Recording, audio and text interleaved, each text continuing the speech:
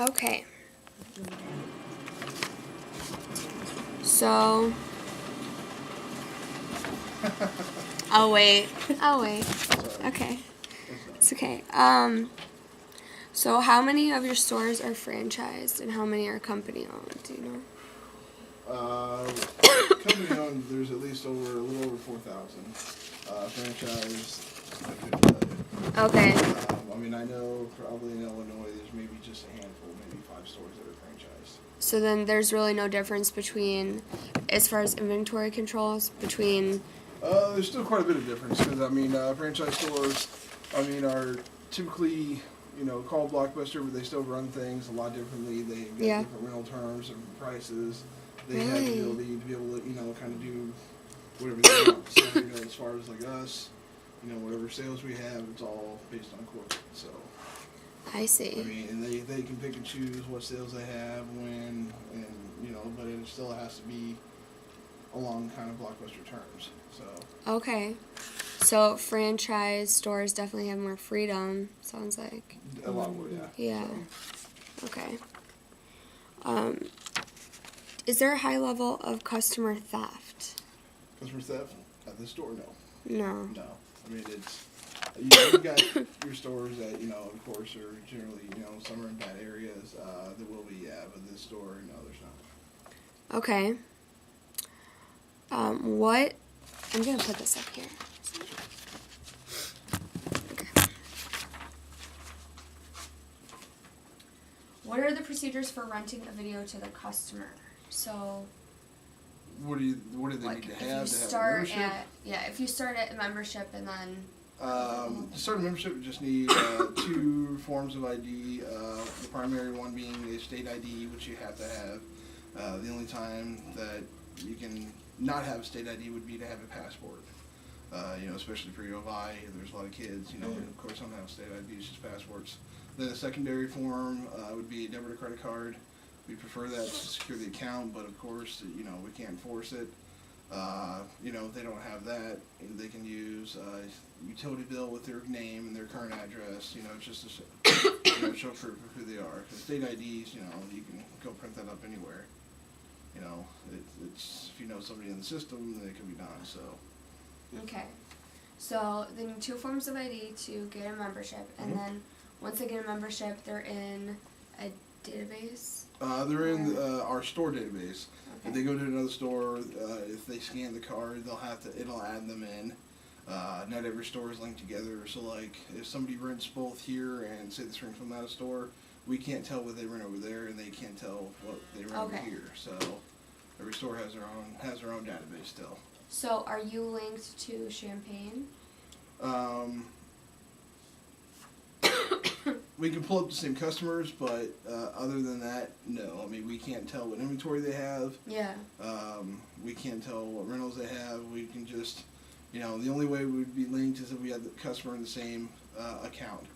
The only time anything from another store shows up is if a customer has a balance over 30 days. It's the database automatically puts it on hold, and if they go to another store, it'll come up with a hold from that store showing the balance. But what it's for, it doesn't show.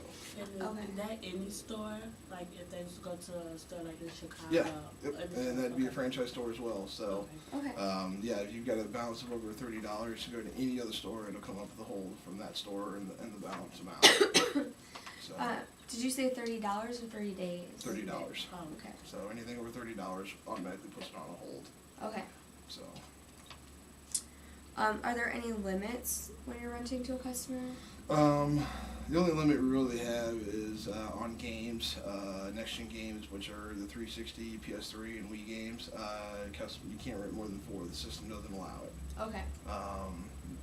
And that's the only time where we have to have a credit card on file is if a customer rents one of those 3 games. Okay. So just because of the higher price of the items, we have to have a way to secure our inventory in case they decide to rent it and never return it. Mhm. So say I wanted to come in and rent like 20 DVDs, I could. right off the bat, probably not. Usually the system kind of has a limit of 9. Other than that, it's usually a judgment call on the store staff. If somebody is a frequent winner and they always bring them back, It's not that much of a big deal, but new customers, unless the account is secured, then we usually stay under 9 movies. Okay. So Even that's a lot. So. you have no I idea have, though. I have a question about the games. Sure, You said that you have to put a credit card on file. we do. Right. Okay. So if they don't bring the game back, do you charge their credit card or what happens? The way our policy works is you have a 7-day grace period on all your due dates. So if an item's 2 days, a 5-day rental, or a week-long rental, you have an extra 7 days past your due date. On the 8th day that it's late, the item will charge off to the account, which, games, it'll charge off to the credit card.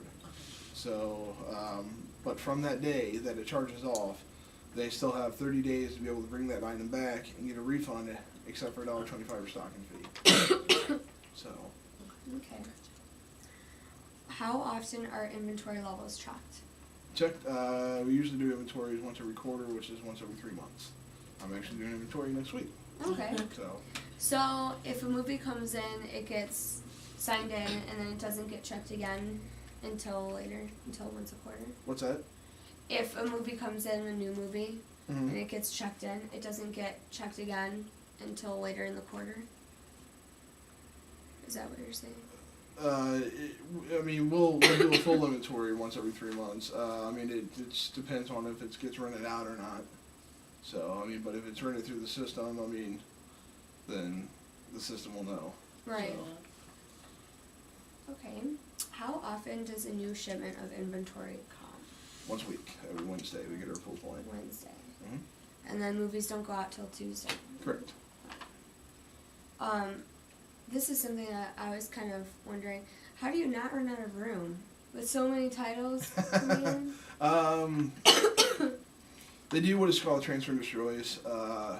Recently, we just did a pull off the new release wall. We transferred and destroyed over 1,000 movies.